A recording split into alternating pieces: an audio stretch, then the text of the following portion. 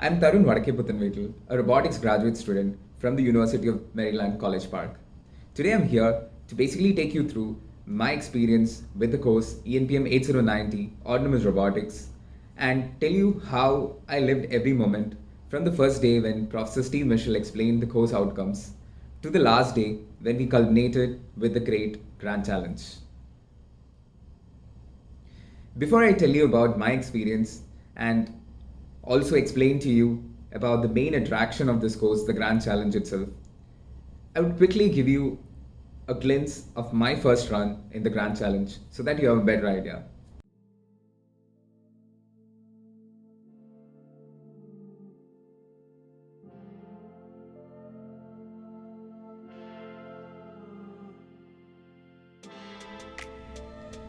As you might have already figured out, the main objective of the Grand Challenge was to assemble a fully autonomous mobile robotic system that was capable of navigating in a predefined arena with the objective to collect certain number of target objects of interest, which in our case were RGB blocks, in a sequential fashion and further place them in a target zone autonomously. At this point, let me get into the details and tell you how I built the robot from scratch and basically developed the whole software stack that was responsible for enabling the robot to function the way it functioned in the Grand Challenge.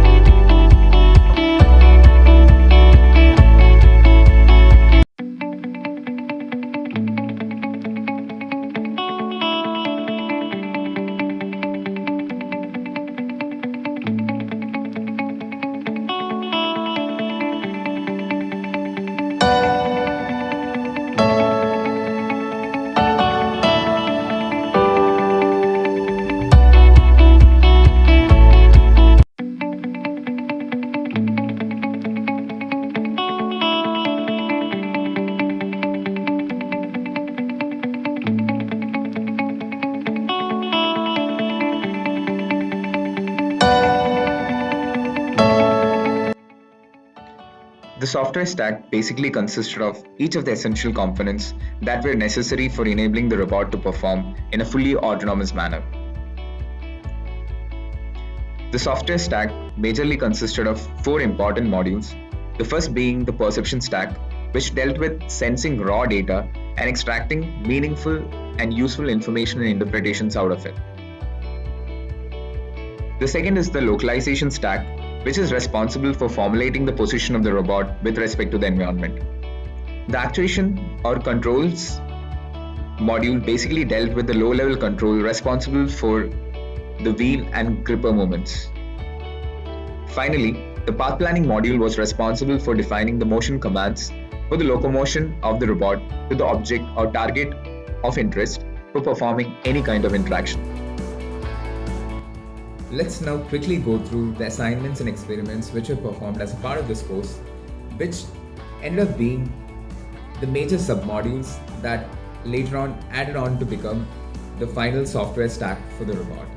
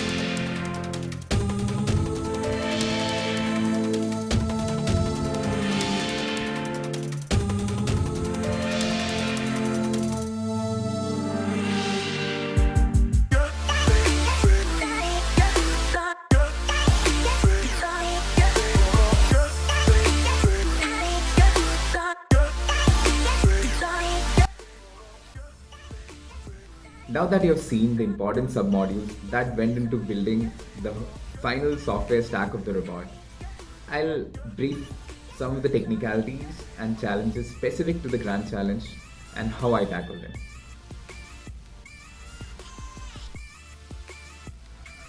One of the primary tasks to be completed for the Grand Challenge was to detect and localize the objects of interest, which in this case were RGB blocks. Hence, I used an HSV based color masking, as you would have already seen in the experiment videos, to detect and basically localize the objects of interest. And as far as localization is concerned, it was one of the most challenging and difficult aspect that I had to handle as a part of the Grand Challenge. And for localizing my robot, basically I used an IMU and ultrasonic sensor feedback based mechanism that helped me localize my robot with respect to the 4 walls within the arena. This technique proved to be one of the most robust and error-free amongst all the other techniques which I tried out. Again, IMU and encoder-based feedbacks were used to define the strategical behaviors that the robot should adapt at different instances during the challenge. This basically constituted the whole control behavior for the robot. This was important because at every instant there needed to be a sequence of action that the robot had to follow so that it could either effectively search for a block or effectively place a block which it picked already in the most appropriate manner in the target zone. So defining a strategy based control behavior was very important, and IMU and encoder based feedbacks basically made it possible. After the first assembly of the robot was done, there was a need for performing multiple design iterations in order to accommodate the different functional requirements that came up at different time points. And the following slide would basically show you how the design grew and improved over time from the first time it was assembled to the final design that I used for the Grand Challenge.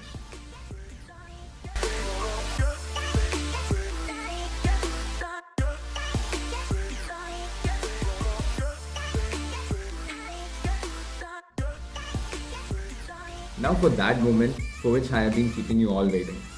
Let's see my final successful run in the Grand Challenge arena.